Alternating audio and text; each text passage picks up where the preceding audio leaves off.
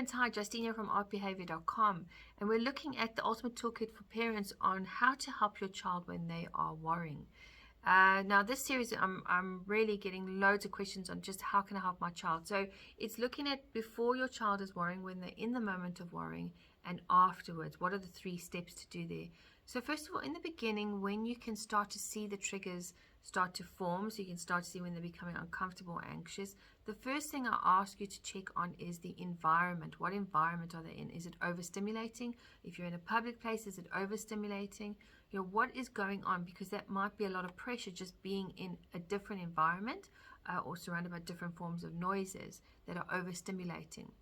And then when in that moment, if you can change it immediately, maybe just say, right, let's go to the car, or ask them, are you okay? Or even do a color system on asking, on a scale of 1 to 5, where are we? Are we feeling frustrated? Are we feeling, okay? Where are we? And then also being prepared to take action to remove them from that situation, which is very important.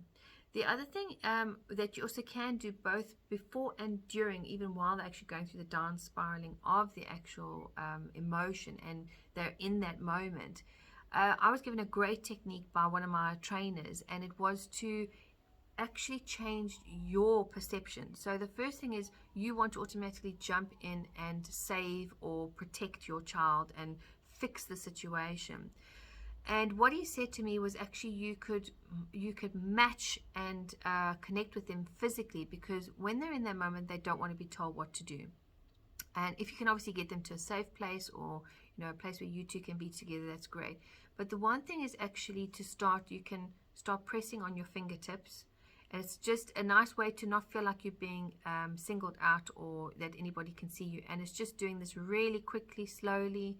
And what this is doing is just pushing on pressure points to calm you down. Now, the amount of how they squeeze it and the pressure, depends on them. And it's also watching how you're breathing, the deep and light and short breaths that you're bringing in place so that you can help them just slow down and actually make eye contact with them while they're doing this. And if you start doing this first, and while they're going off and getting frustrated, if they're in a safe place, just go silent and watch them and take a deep breath in and out and press your fingers.